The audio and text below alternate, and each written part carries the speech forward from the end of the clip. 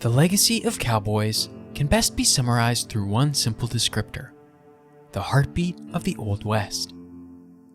Cowboys and cowboy culture has largely dominated the conversation surrounding the Wild West and the world's lasting obsession with all things Western frontier.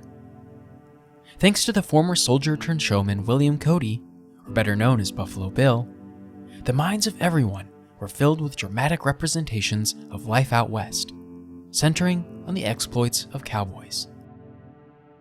The depiction worked effortlessly, as cowboys defined so much of what is now known as the American life, at least in the way the phrase stood in the late 19th century before spilling into the modern age of U.S. history. Cowboys lived lives defined by hard work, community, agriculture, commerce, and maybe a sprinkle of danger thrown in, depending on where and when you were leading the life as a wrangler.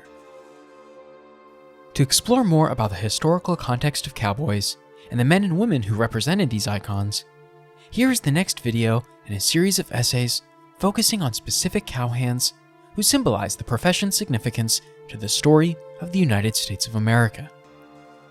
Next up, the legend of Frank Eaton, also known as Pistol Pete and the greatest legacy cowboy in all of the West.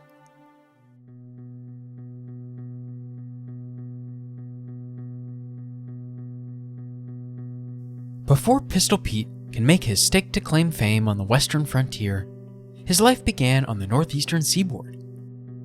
He was born Francis Boardman Eaton on October 26, 1860, in Hartford, Connecticut, to parents Francis Eaton Sr.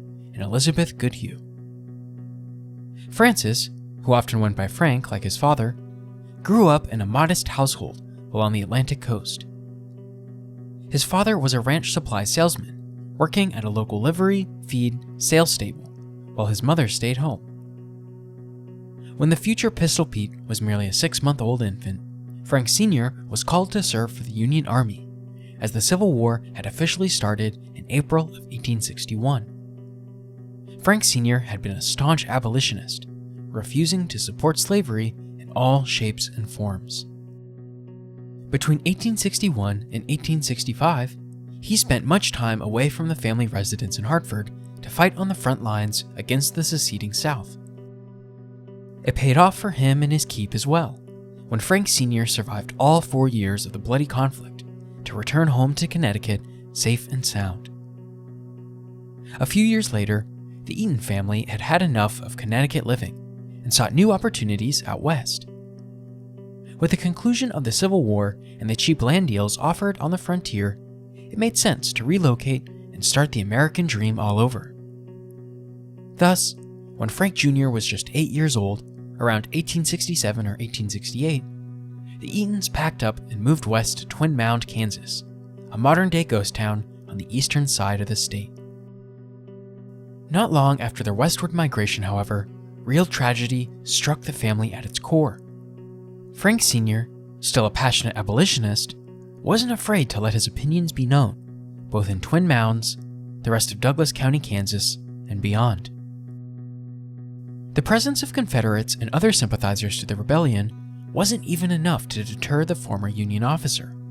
Yet the western frontier posed a much different version of the Confederacy's support than out east. The West was still heavily uncivilized, and bands of former rebel guerrillas turned Wild West outlaws made life for transplant abolitionists all the more dangerous. One such Confederate gang that frequented eastern Kansas was Quantrill's Raiders. Quantrill's Raiders were bushwhackers during the war, and many of their former members went on to serve in popular outlaw bands, such as the James Younger Gang, headlined by Jesse James himself. Others became Regulators, groups of vigilante Confederate soldiers and other Southerners who sought to smite the surrounding territories with chaos and conflict. When Frank Sr. ran into a few of these former raiders, rumored to be of the Ferber and Campsie clans, an argument between the abolitionist and former Confederates quickly turned sour. Frank walked away from the initial dispute unscathed, but wrath was waiting just around the corner. A few days later, the unidentified guerrillas made a surprise visit to the Eaton residence, where they shot Frank Sr. in cold blood, and right before the eyes of his very own son. Frank Jr. and the future Pistol Pete was devastated by his father's murder, let alone traumatized from his front row seat to the violence and evil. He was quickly taken under the wing of a close family friend named Mose Beeman. Mose was a former gunslinger himself and knew Frank Jr.'s only path forward was one of vengeance. One day he told the young boy, "My boy, may an old man's curse rest upon you if you do not try to avenge your father." Frank Jr., inspired by Mose's call to adventure, took on the responsibility and learned how to shoot both rifles and handguns at both long and short distances. He was readying himself for a high-flying career traversing the West.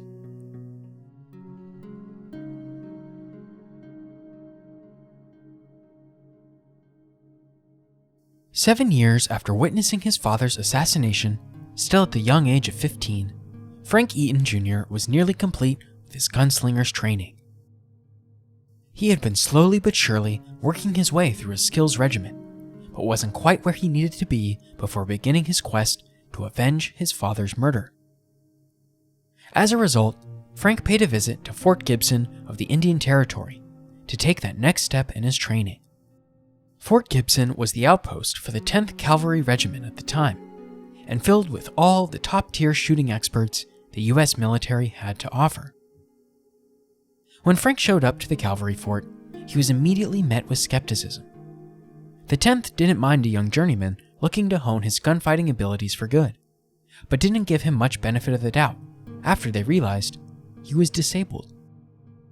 Frank Eaton Jr. was born with a crossed left eye, a detail that did not go unnoticed by the folks at Fort Gibson. It didn't take long for Frank to shock the soldiers, who gave him a shot to show off what he already knew, revealing his ability to aim a pistol without utilizing the sight on the barrel. Of course, those who bore witness to Frank's uncanny gunslinging display were highly impressed. The 15-year-old was still too young to officially join the 10th Cavalry's ranks and the military at large, but that didn't stop the marksmen of the regiment from coming forward to challenge their scheming newcomer. Much to their growing surprise, even those marksmen who specialized in sharpshooting could not outperform Frank Jr. Not only was he incredibly accurate, but the still teenage phenom was lightning fast as well. It got to the point where he had aced so many competitions, the commanding officer at the fort, Colonel John Joseph Coppinger, rewarded Frank with not just a marksman badge, but a brand new name that would forever be etched into the history books. Henceforth, Frank Eaton Jr. was just his legal name, and he would be known as Pistol Pete, and his legacy would only continue to grow from there. After improving his sharpshooting as best as he could, Pistol Pete departed Fort Gibson with his original plan set in motion. He'd spend the next year or so riding throughout eastern Kansas and the surrounding states to hunt down the men who killed his father. While there are no historical documents to prove such a feat, legend goes that he was able to track down 5 of the 6 bushwhackers. The 6th and final Confederate killer couldn't be found, but Pistol Pete would later find out this guerrilla gang member had already been pinned down and murdered himself, supposedly over a card game gone wrong. It may not have been the ultimate payback the cowboy had hoped for, but there wasn't much he could do.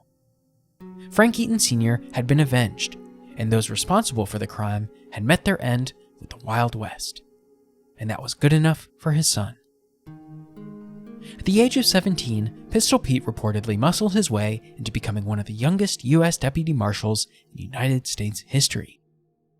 He would later claim he had been commissioned by Isaac Parker, the infamous hanging judge of the Western frontier, to work out of the Western District at Fort Smith, Arkansas. This stretch of land covered much of the Indian Territory and present-day Oklahoma, running from northern deserts of Texas to the southern plains of Kansas.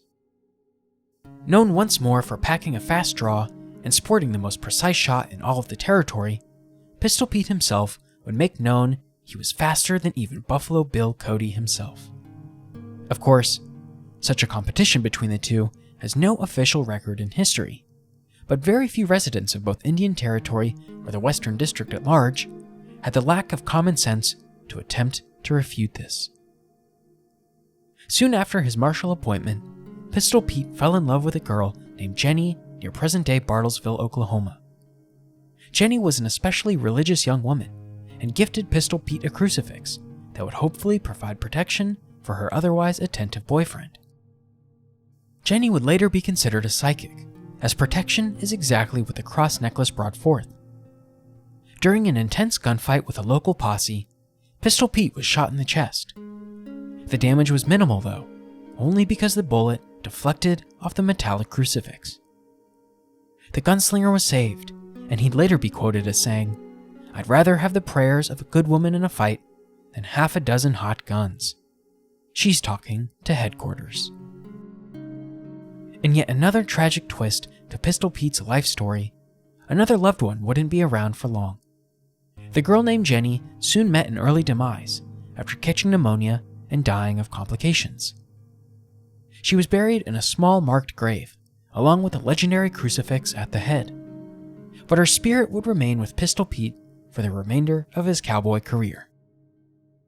Over the next decade, Pistol Pete carried out his lawman duties with diligence, surviving a few gunfights with his trusty pair of Colt .45s. He was known for his unbridled confidence as well, once quoted as saying his best insurance was his own agility and accuracy by way of the pistols. In 1889, Pistol Pete took advantage of that year's Oklahoma land run. Indian territory had slowly yet surely been opened up to new land settlements, and the burgeoning cowboy couldn't miss his opportunity.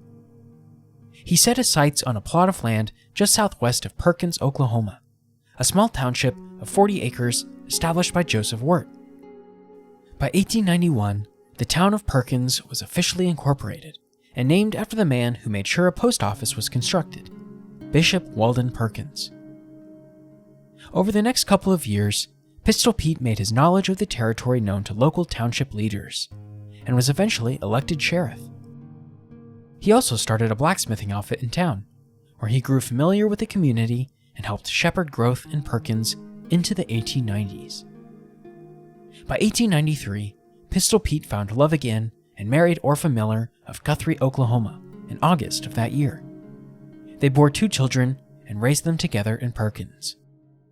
However, the cowboy's misfortune with family matters only continued into the Sooner State, with Orpha's premature death 7 years into the marriage. It's said Orpha Miller Eaton died of lung disease. A few years later, in December of 1902, Pistol Pete tried his hand at courting a woman for the 3rd time, marrying his second wife, Anna Silix. This relationship lasted much longer than those that came previously, as the two gave birth to 8 children.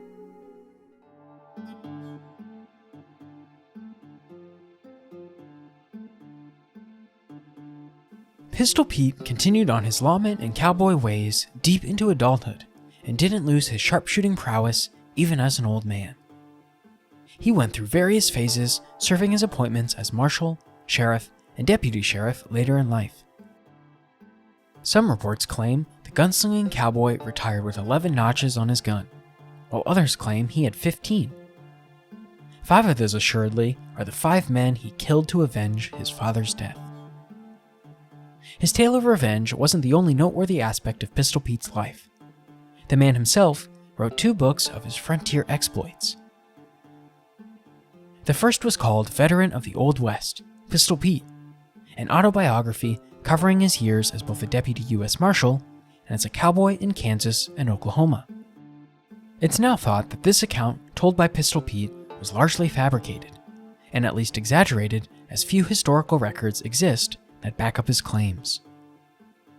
The second book, famously retelling the life and times of Fred Keaton, was called Campfire Stories, Remembrances of a Cowboy Legend.